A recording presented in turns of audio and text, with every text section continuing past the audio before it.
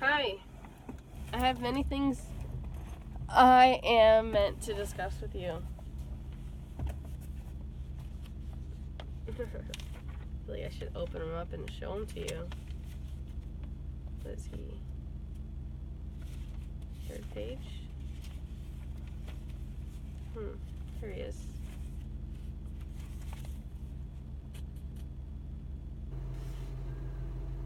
This guy is magical. Okay. Now, I'm sure you're aware, but I've paid at least 5 different psychics in my life. And all of them over $100. And a lot of times I leave there like, I could have did that because I have the same intuitive gifts. Or because I leave there feeling like I'm not leaving with anything. This time I feel like I'm really leaving with something. And yesterday I left with something too.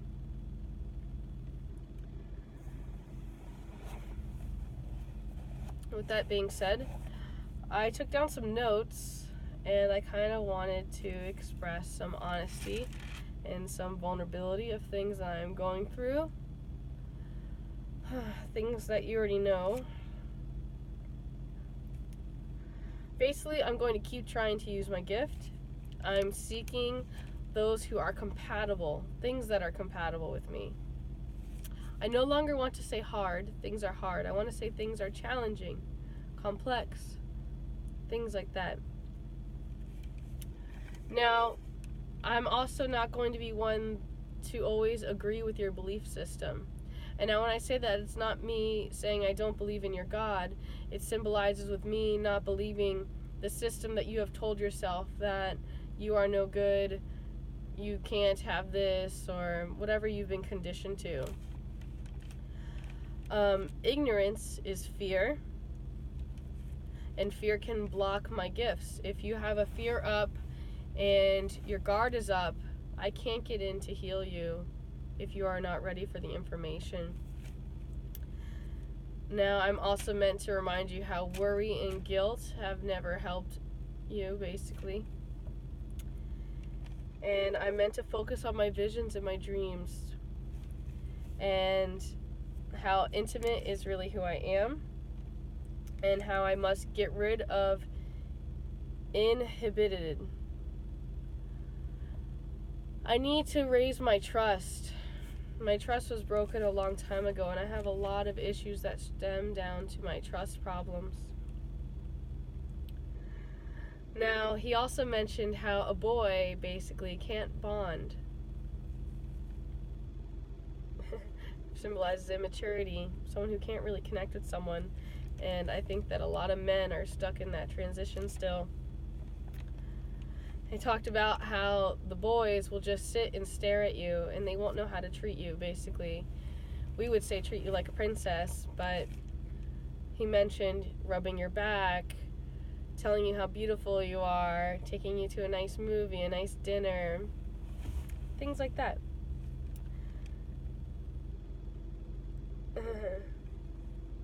He talked about how I am a giver and how many times that can flock the wrong people because they are takers, to say. And how what I'm doing is basically I'm tapping into the Akashic records when I channel this information, and so does he. A lot of times disabilities are also a sign of a gift, so that's something else that is to be a note that's taken. He mentioned a lot of my disturbances as a child, and how people don't always do what they say, the drinking, the obsessive, the mental issues, and how I've basically been on my own my whole life, and how in some aspect this is a form of protection, and how I've always had to take care of myself.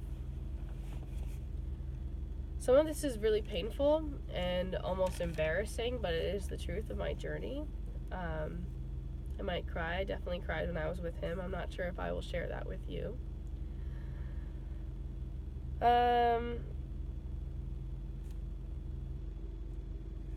He basically called me out how as a child I was basically a psychologist and I learned about people, and it's always been a very spiritual journey for me. I had a need to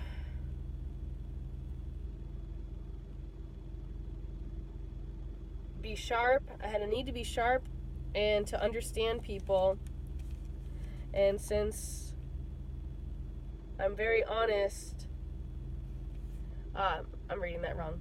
People sense I'm very honest and that I'm younger than I am. And they sense that I'm adorable and innocent.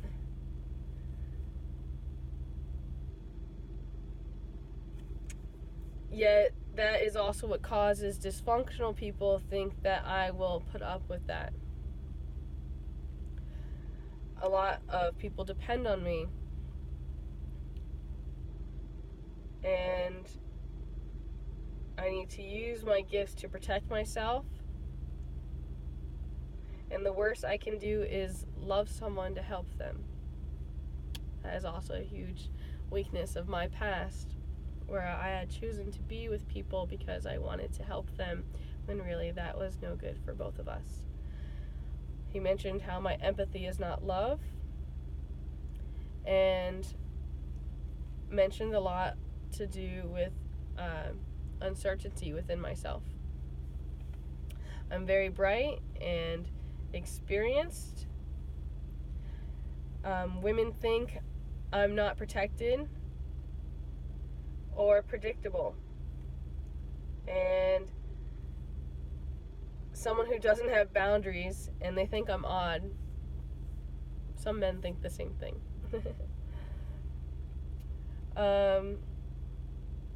Sometimes tomboy, comfortable taking chances. I have another side though, that whole I don't trust. It's hard to read my own handwriting, to be honest with you. Huge issue in friendships and relationships, and a lot of saying, I'm getting out of here. One side of me is loving, spiritual, nurturing. Other says, run! Compatibility is reiterated here. And about not sabotaging and running away, which is something I tend to always do. I love to sabotage. I love to bring up every little thing that's wrong with me and scare you any possible way that I can away from me. Testing you. I've done that to quite a few friends and even lovers. I have to learn to trust. I have a very active mind, imaginative and naughty thoughts.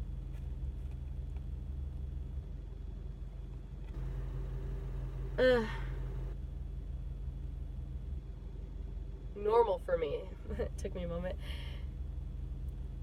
And frustrated, and I have needs that need to be met.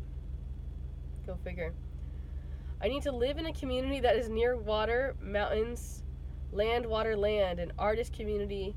He mentioned maybe Gainesville, Tallahassee. I could be a very talented teacher, and I'm drawn to spiritual places and want to go places like pyramids, Machu Picchu. I have to see water or be near water. River might be enough, but it's a place that is something old. Miami is not good for me. I have a natural talent with photography and computers.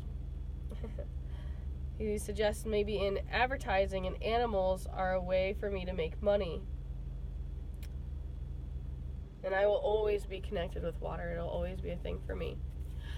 He bitched at me how I need a personal life and how compulsive I am, and which is why this whole thing with Dennis isn't working out. I don't need possessiveness. I need personable. He said none of this is romantic or sexy. And to remember that every time I say kid, it is a billy goat. Says I need someone sensitive, and how I have a fear of love and I need to bite and hold on to love, basically. Mentioned about karma and psychic connection basically being related to Alzheimer's and how it's always a correlation.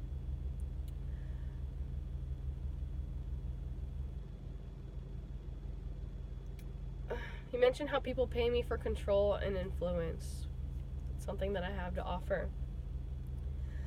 Mentioned a lot of inside crying and how there's no one there to defend me and how I kick myself down. And that's why there's a lot of also inner turmoil, because when I'm kicking myself down, there's no one to defend me against myself, basically.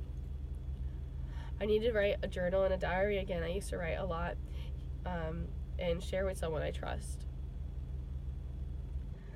Mentioned about my mom being possessive and how I grew up always afraid of my dad losing my father.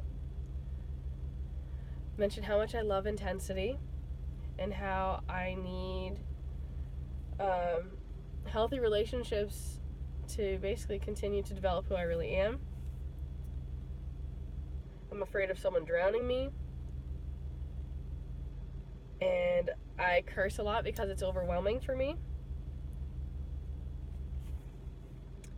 And as far as health stuff, you mentioned some imbalances in thyroid, low blood sugar, how I miss meals and how I don't eat all the time, or how I don't eat the right things.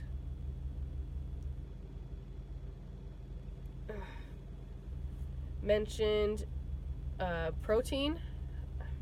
I'm lacking protein big time. That explains my crave for peanut butter lately. My hormones imbalance. He mentioned Nordic and German and Norway and psychic and how I meant to visit Germany and see a deep fjord.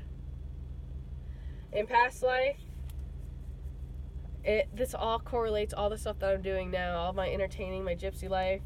Hence, I'm basically reenacting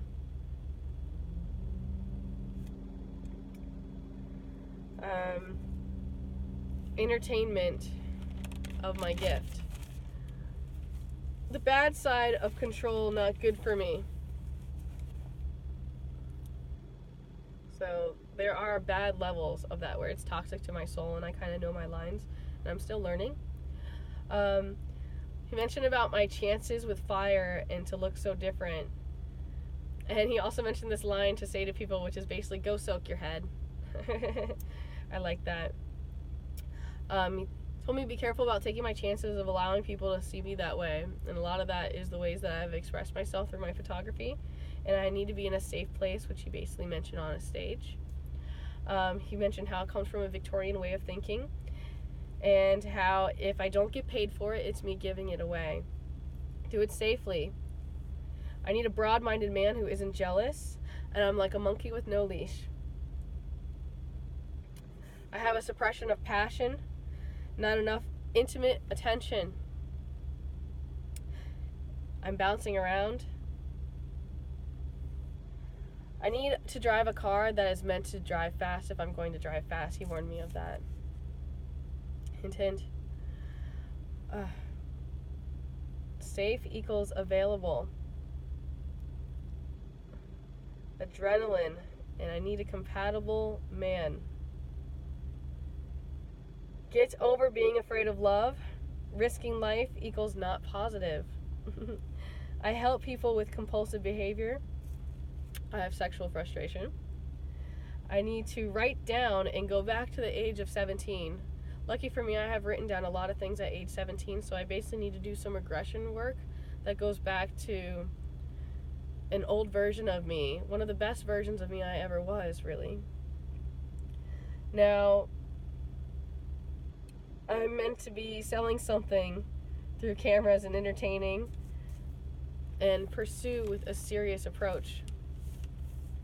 Now, I'd like to finish going, but my video is getting kind of long, so I'm going to go ahead and cut this so I can finish part 2.